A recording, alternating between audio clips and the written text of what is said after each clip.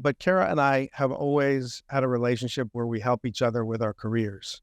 We have very complementary skills. When she was doing sales at AOL, I'd help her put together spreadsheets and think about, how to structure things. And, when I was doing stuff at Netscape, if there was weird, like political stuff going on, Kara would always see right through to understand what was going on with people. And I think we've learned a lot from one another.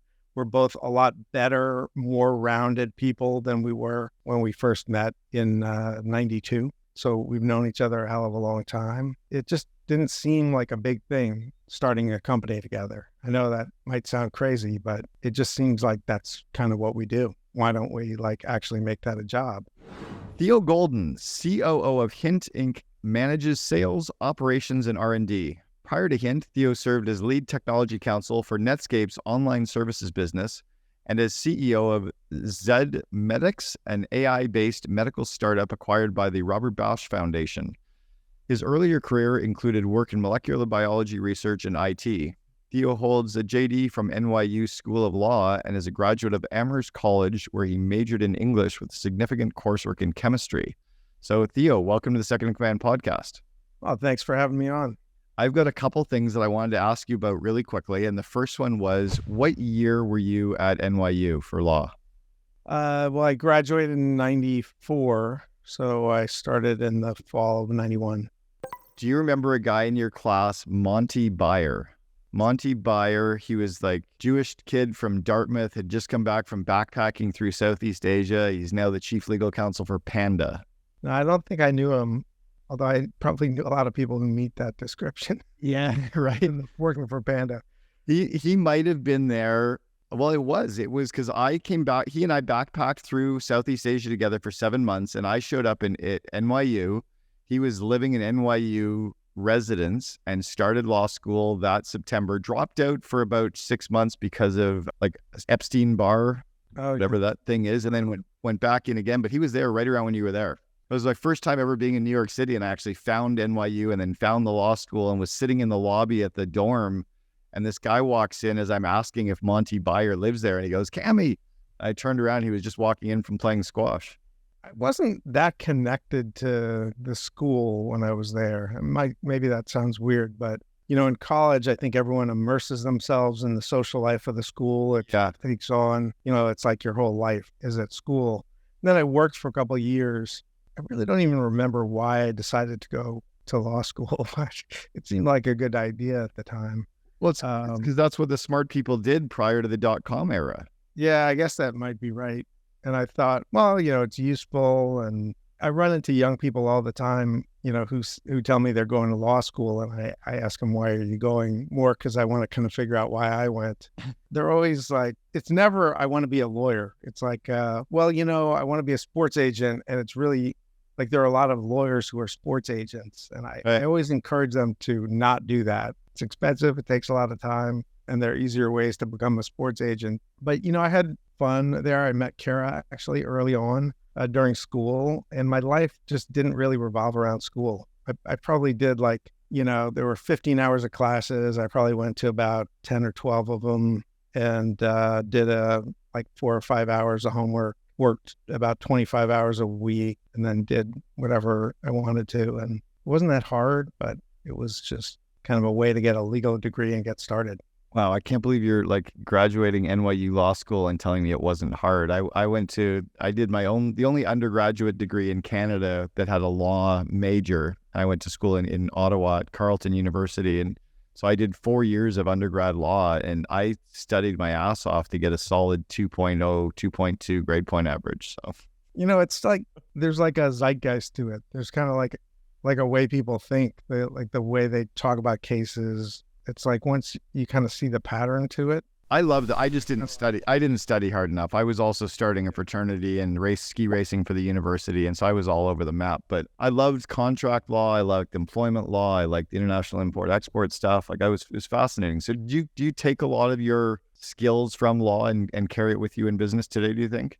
I mean, it's definitely useful to us on a regular basis. I mean, multiple times a week. I think I'm pretty dialed into the kind of legal issues that could become important we're relatively organized about the paperwork and all that stuff. When someone starts working, we have all the agreements in place. And when we do a deal for whether it's marketing or production, it's like, I don't really need to ask a lawyer, what does this mean? How should we structure it? So, it's useful. A lot of what I use, though, isn't stuff I learned in law school. It's stuff that I learned when I was practicing. So I spent a few years at a big firm in San Francisco, and then I went to Netscape and was their lead technology counsel for their online services business. So What years were you at Netscape? it was 97 until then. It's like Mark Andreessen, Jim Clark, Jim Barksdale. Yep. Were they as crazy as I've read, like the ADD, bipolar, manic? I think by today's standards, no. No. Like back then, maybe they seemed kind of crazy, but then no one had met Elon Musk yet. It's like there's like a whole new level of crazy. I think it sort of ratchets up every couple of years. Yeah, it does.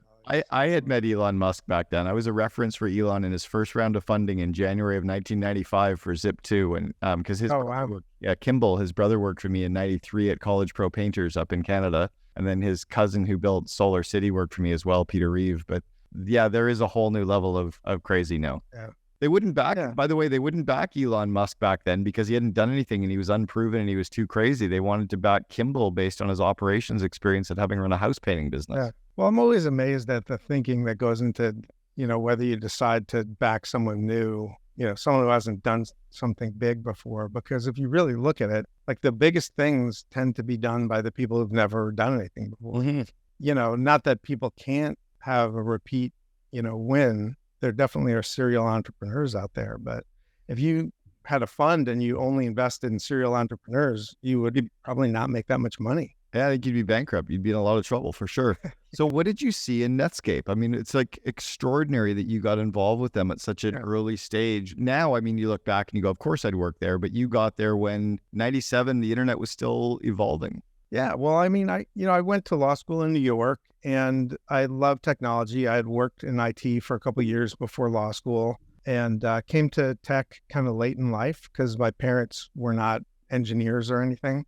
When I went to law school, I had in my mind that I would want to be like in-house attorney at some tech company. And I didn't really know that much about tech companies, but I knew I'd like technology and I wanted to, work at it because I wasn't an engineer. Although looking back on it, I guess I probably could have done that. But, I thought when I got out of school, I need to probably get a little experience at a big firm and make sure I know what I'm doing because I didn't learn any of that in law school. And so I found a great job in the business and technology group at Brobeck, Flager and Harrison, which was a great firm that is since gone. We worked with all these tech guys. I did it for a few years and I felt like I really learned what I needed to know to be able to do deals in Silicon Valley. And it was time to go. And I thought I'll go to a startup. And unexpectedly, I got a call from a recruiter from Netscape. I thought this is such a dumb idea because it's already public. I'm not going to make that much money going there. But what I saw in them was, it's this still fairly small company that created the first really commercially viable browser. Yeah. And they're up against this phenomenal threat from Microsoft that has all this power to exclude them from the operating system. They were starting to bundle their own thing. And it seemed like they were really going to have to scramble if they were going to survive. And I thought, I'm going to learn more in a couple years at a company like that than I'll ever learn in a startup. In a startup, I'll deliver value. I'll know how to do deals. I'll help them succeed and I might make a lot of money. But if I go to Netscape, I'll see what does it take to take on the big guys. I couldn't have been more satisfied with that aspect of it. For sure. The first week I was there, I did a deal with Amazon and it was like an 80 or 90 hour week. I was like sleeping in the office, stealing like Captain Crunch out of the developer's desk for dinner. It was... And Amazon hadn't even started really. Amazon was like a spec in 97. They were a bookstore.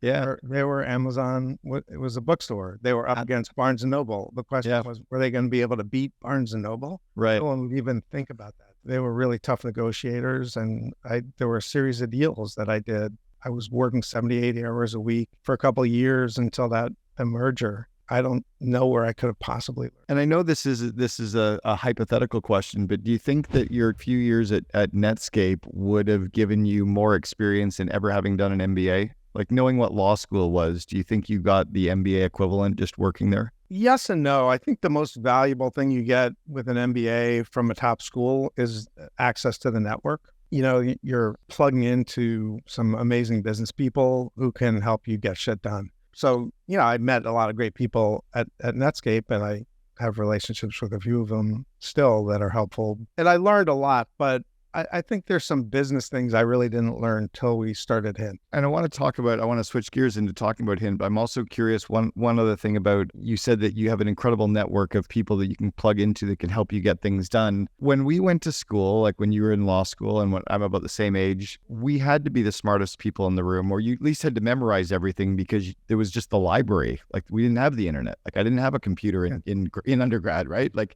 you couldn't look anything up because there was nowhere to go to look anything up. And now it's no longer about being the smartest person in the room. It's like, how do you know who they are? Did you have to learn that as a skill, do you think, to scale the company, that you no longer have to be the one to know it all? Or how did you and Kara Kara often says, when you're hiring, you should hire people who are better than you are at the thing that they do. And I think we've had some good success doing that. Like Julio Pekarovic, who's our CFO, is someone who we brought in early on as a board member and then later as CFO. And he ran sales finance at Google. And he's got a lot of skills and experience that we didn't have. So he's a great member of the management team. But, in running a beverage company, you kind of do have to be the smartest person. I love our team. They're amazing at what they do. We've put together one of the best teams in the beverage industry. But they're not necessarily each like the smartest person. They're smart. I mean, we don't hire stupid people, but there's a lot of management that you really have to do. There's stuff you're going to see as a founder and a senior member of the team that other people aren't going to see. Right. They're not going to recognize it. Like I was in the EO and Entrepreneurs Organization, we talked about that earlier. They always talk about how you need to find your way from working in the business to working on the business. That's what it is to scale it. Is like you have to get to where you're managing other people who are doing the bulk of the work. And of course, we've had to do that. We have about 200 people in the business, so we can't do everything. But there's still some things that are really important to do. So let's go back to you and Kara started the company. When did you start Hint? Starting up? I still think about this. Yeah, in 2004. We had 3 kids.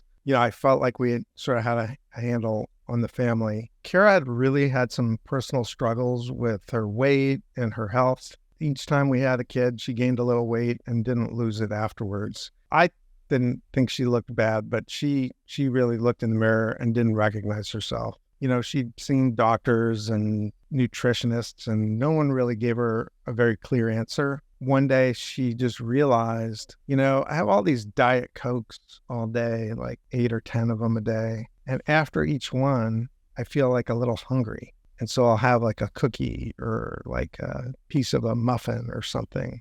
And I think it just adds up throughout the day. I think I'm like addicted to diet soda. She said, I'm going to try just drinking water for 2 weeks, only water and maybe some coffee in the morning. And I didn't think she could do it because she was, she had this like big gulp in her hand, like it was glued to her hand, but she did it. She came over to me after a couple of weeks and she said, I just stepped off the scale. I lost over 20 pounds, like 2.5 weeks. She said, it is just so insane how big a difference this makes, but it is also mind-numbingly boring to drink water all day. Yeah. So I've got to figure this out. And she started slicing fruit and putting it in the water, letting it sit in the fridge overnight, different variations of that. And it kind of got her over the hump. It wasn't fantastic, but it was better than plain water. Yeah. And this idea started to form in her mind that maybe there's a business there, because she looked around and she didn't find any product that seemed like that in the store. And I really, honestly, I was working on Z-Medics. I wasn't really paying any attention to what she was doing other than we would work out together every day. I didn't know she was thinking about starting a beverage company until one day I walked in after playing with the kids in the backyard and Kara says, Theo, sit down. that's never a good thing. Every guy knows that's just not going to be a good conversation. So she's like, no, it's okay. Just sit down. I have to talk to you. And she said, so, this thing with the unsweetened flavored water that I've been playing around with all summer, I think it's going to be a business. I think I can launch this business in less than 9 months, which is right around when we're having our 4th kid. So I might need your help. That's what she told you she was pregnant? That's how she told me she was pregnant. That's ridiculous. I was just like, that's the classic entrepreneurial seizure if there ever was one. I was like, what are you talking about? She said, like the flavored water. I'm like, no, the kid. We weren't going to have any more kids. And she said, well, you know how I had that cold like a couple of weeks ago and it was a really bad cough and I was taking antibiotics and well, it turns out antibiotics and birth control pills are not really like compatible, which is, I verified that with the doctor right away. Evidently a true thing, but neither of us knew that at the time. You should put a big label on there. Justin's a great kid and the water thing is working out nicely. It's working out nice. That's how we got into it. So she was like, look, I'm going to be pregnant. I'm not going to be able to do a bunch of stuff, but I really want to get this thing out there quickly, see if it's something people like. And then, if it is, we'll make it into a little bit. So you really were the classic second in command, because here's your wife who's got the entrepreneurial seizure. She's got the idea. She wants to start the company. You're sitting there going, oh shit. So then what did you do? You kept your job with Zemetics and funded it until we got it up and running? Or at what point did you? Yeah.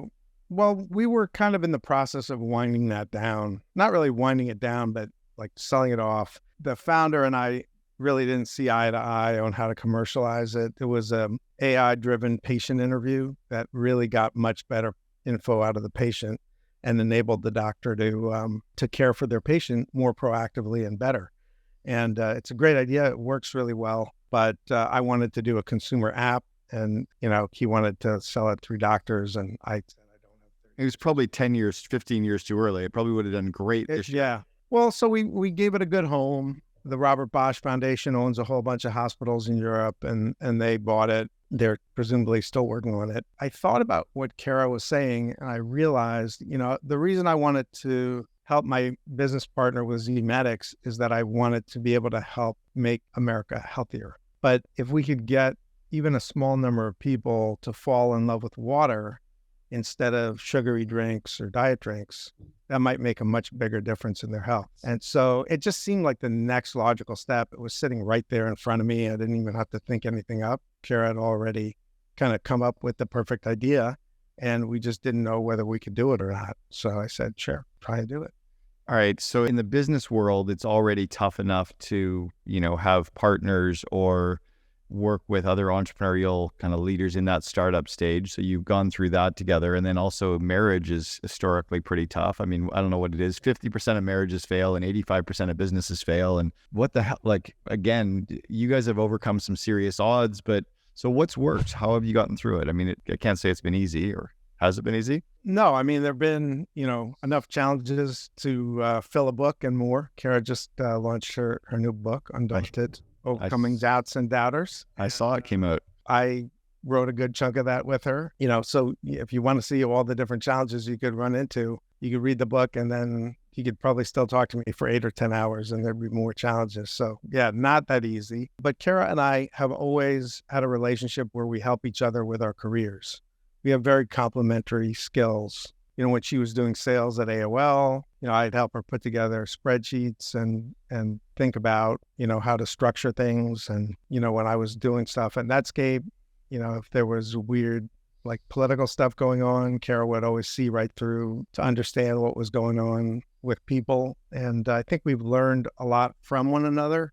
We're both a lot better, more rounded people than we were when we first met in 92. So we've known each other a hell of a long time. It just didn't seem like a big thing starting a company together. I know that might sound crazy, but it just seems like that's kind of what we do. Why don't we actually make that a job? And there is a good reason not to. And the good reason not to is you don't have any money. You're both, trying to start something. There's no one who has a stable job. But, and we had, traded off, having one of us having a stable job while the other took a chance, back and forth a few times. But we'd done pretty well with AOL and Netscape, and we figured we could afford to take a chance. Well, it's kind of working out. There's so many stories of people that have tried to start up the beverages and get destroyed by the Cokes or the Pepsis or the whomevers. What do you think has allowed you to be successful in this space? Well, from day one, we've been all about the product and the proposition for the consumer. And we've been guided by,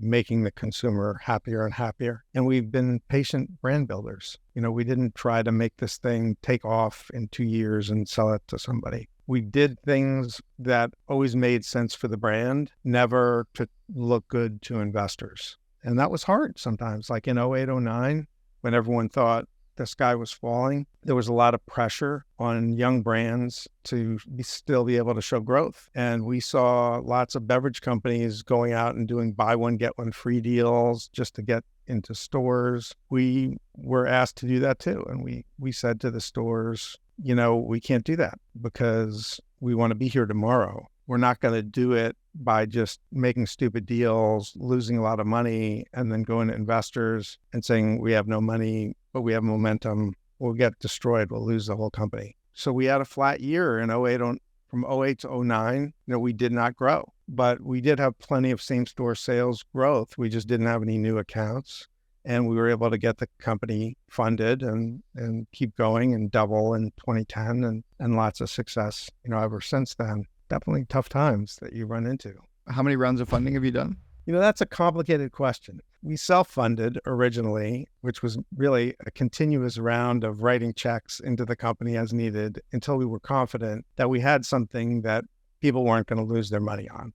So we had lots of friends and family in the first 3 years who thought it was a great idea and wanted to invest, and we didn't take a dime from it. So we wrote every check ourselves until we solved the one big problem of how do we make this a shelf-stable product that we know we can scale up through regular distribution. And there's a whole story about that that's a good story in the book. So we did a common round.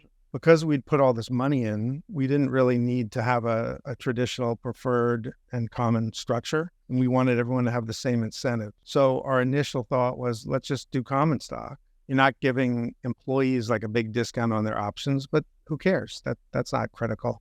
Yep. And we never had trouble hiring anyone because of that. So we did 08, then we did in the middle of the crisis in 09, and then we did, I think, one more common round in 10.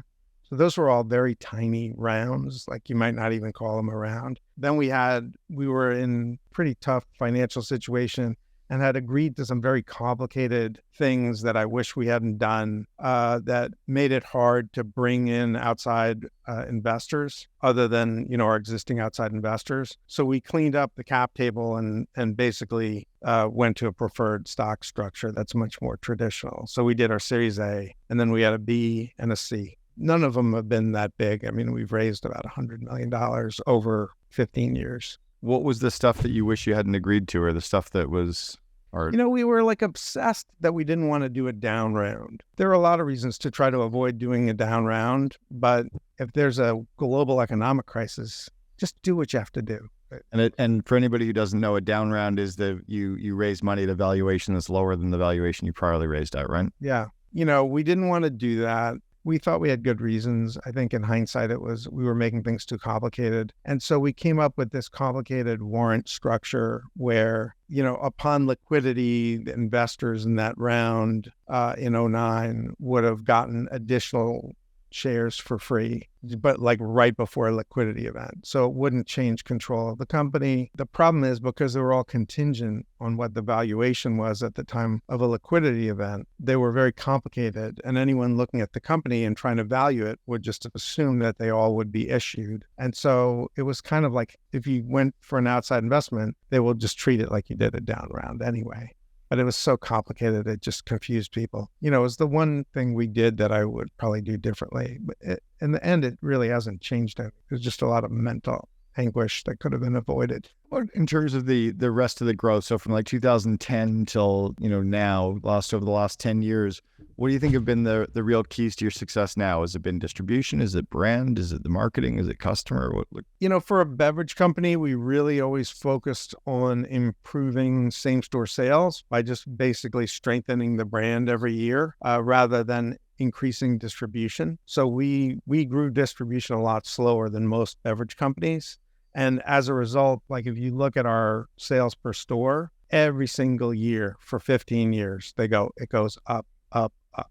And almost nobody who's growing fast can say that they're increasing their sales per store at the same time. And we've had like our CAGRs, something like almost 50% the last 5 years. We're still growing same store sales. I think we hit a point about 3 years ago where we were missing an opportunity to grow the footprint a little bit faster.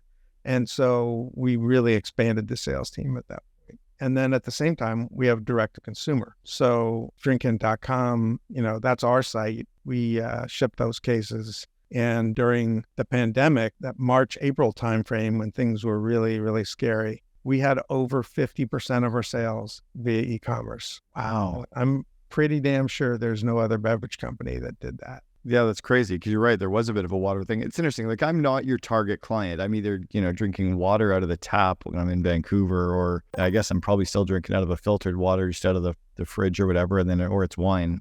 And I haven't drank soda forever. One of my kids who's 19 hasn't had anything but water in 9 years. So he's excited to try this because he just decided 9 years ago just to drink water. I'm like, all right. He's like, nothing else could be good for you. I'm like, You read it. It was actually because a friend of mine, this 80-year-old guy named Joel Weldon, I think it was about 35 years ago, was on a plane and was drinking Diet Coke, and said, this can't be good for me. And I want to live a long time. And he said, I'm not going to drink anything except water starting now.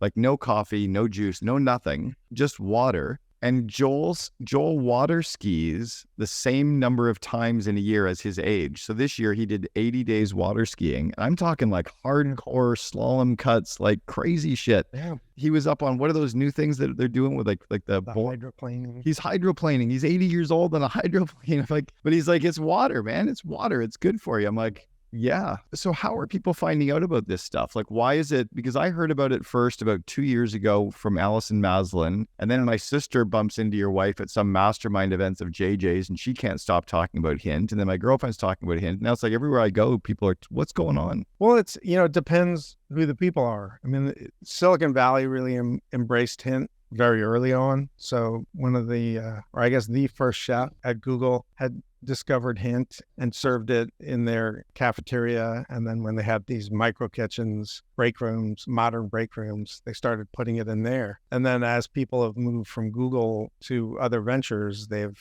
been asking, well, do you guys have Hint water? So we actually got calls from recruiters saying, how do we get Hint water? Because that's the number one question that trips me up when I'm trying to get a candidate in here. So we got all these food service distributors in the Valley, and then a lot of the financial companies, like the VCs, and then some of the banks started carrying Hint. Like if you go, Deloitte has a big training center down in Texas, and they have Hint water there. That makes perfect sense. I remember back in like 99, 2000 when I was working in Seattle in the .com era, and it was, darn if I can remember the name of the company. Starbucks funded them and they were delivering stuff to my office. They used to deliver my Fiji water. I'd get like a case of Fiji water was the big thing 25 years ago, right? If you were in the .com era, it was always, but it's just water, no good flavoring. So, okay. So that was one. Sales, it said you really invested in sales. Yeah. So we got into Target a few years ago and we really built a big business with Target. They've had a hard year this year with the pandemic,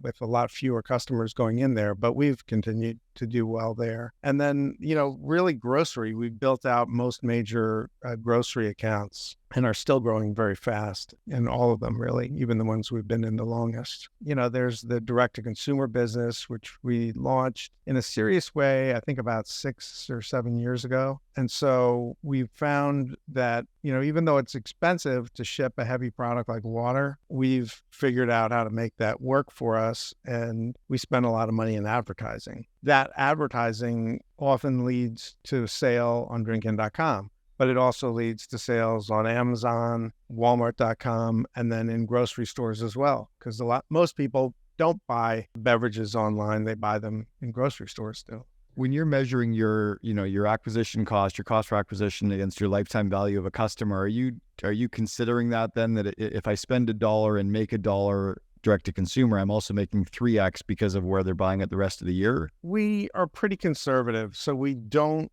factor in that big halo effect, even though, there's reason to believe it's actually bigger than the direct effect. But our cost of acquisition is right around $50, and our lifetime value online is close to 300. We really don't, to justify what we're doing, we don't really need to factor in. We want to be really conservative about that because, it's a changing world, and, we want to make sure that business can stand on its own, even though we know it isn't just that, Right. growth in grocery stores. What's not working for you guys now with marketing? Like what used to work 5-6 years ago, and are you moving away from avoiding the P word? I think we've gradually evolved our marketing, and it's working very well. We never did like a lot of celebrity stuff. Back in the day, you used to like go get a basketball player and then put him on a billboard holding up a bottle saying like, drink Right. this, even though he didn't drink that. And everyone eventually figured out that most of those celebrities don't drink the things that they're pimping. We have one celebrity investor. Actually, we have multiple celebrity investors, but we don't talk about them because we're not using them for marketing.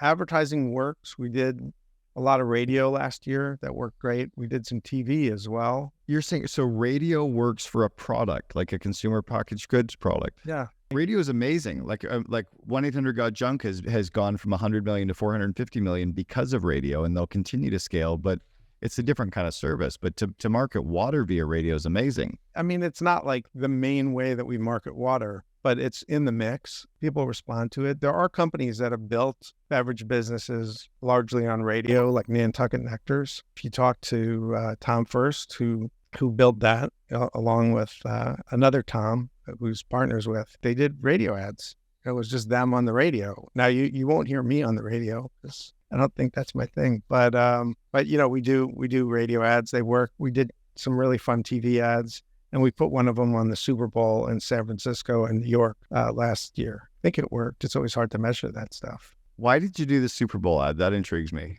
It doesn't seem like your target demo. Yeah, and you were like partly a vanity thing. Well, I was going to say, and you were winners, the San Francisco company, and it's like we waited till the last minute, and we had three commercials we shot in over 2 days that were really kind of funny, engaging commercials. One of them was like a classic Super Bowl commercial, and we said, we're not going to spend millions of dollars on a Super Bowl commercial, but if at the last minute, there's the San Francisco market is cheap enough, we'll buy some airtime. And that's what we did. And then New York happened to be. Oh, you didn't buy North America wide. You bought a couple of select markets. Oh, smart. Bought key markets because, we wanted to see like, what would that do? Would we get a lot of phone calls? Would people notice that we did it? And they liked it. Well, and I like that you did it in the Bay Area as well, which is kind of where you're actually kind of placing your flag and then growing off that influencer base too. It's funny, I've gone to the main TED conference for the last 11 years, and I keep wondering now, we got to get the hint water to be at TED, because every time I go to TED, some new consumer product is launching. Remember the Justin's peanut butter cups? Yeah. The crazy thing is we are at TED a lot. Are you? Have been, yeah. I haven't. It was TED this year. No, they had to cancel it this year, so I rolled my ticket into next year, but they've already canceled next year now too. The problem is they only will let us send like 3 or 4 pallets of product because they like want to be like fair to people. I know, it's stupid. They got like 6 bottles, 6 types of water. It's dumb. So everybody who knows Hint, who goes to TED, like they'll get there early and grab it out the fridge. Yeah. And you're going to walk by the fridge and there's no Hint. No, I end up with this like something out of a box. I'm like, I don't want water out of a box. This is terrible. It's a horrible idea. And I think they got convinced that there's some Canadian firm up there that says that's more eco, but it really isn't. It's actually way, way, way worse. Recyclable bottles they're good. I mean, nothing's perfect, but they're pretty good environmentally. Yeah. And the box has like plastic Yeah. paper, aluminum, laminated together. How are you going to turn that into anything? It doesn't even feel good drinking water out of a box. There's something, it just feels really weird. It's like wine out of a box too. It's just like, it's not supposed to be. All right. If you were to go back to give Theo some advice, you're kind of graduating from, let's go from your undergrad, you know, you're graduating law school and you're going to give yourself some advice that you know to be true today, but you didn't know back then. What would you tell yourself? What advice would you give yourself? I would just tell myself, you're a great problem solver. You're there to solve problems. Don't get upset about problems. That's what you do.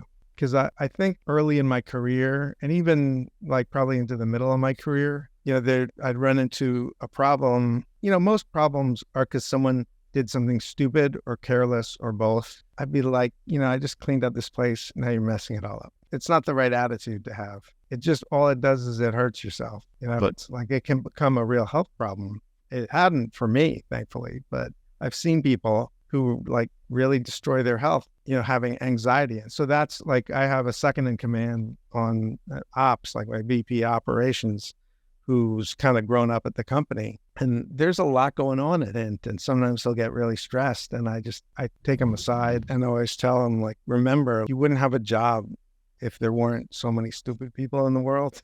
So many stresses, right? And so many problems. That's what you do. Don't get upset. It's just, that's what you do. You're there to fix those problems. I love that. Hopefully before they become a big issue. Become bigger ones. My old business partner, we were building an auto body chain, and he used to have this one guy, Joel, who pissed him off every day. And so Terry finally one day wrote on his to-do list, get pissed off by Joel. And then like at 10:30 in the morning, Joel pissed him off and he crossed it off as accomplished. I'm like, that's brilliant. Theo, thank you so much for sharing with us. Theo Goldin, the COO for Hint Water. Thanks for being on the Second Command podcast. Well, thank you very much. It was great. The thing that stays consistent would be we are still really excited about marketing our product. And this is something I think that we try to teach. We do a lot of education, a lot of teaching, and try to get people excited about marketing, because we believe that if you're the person who's the most excited about marketing your product, that you'll be successful.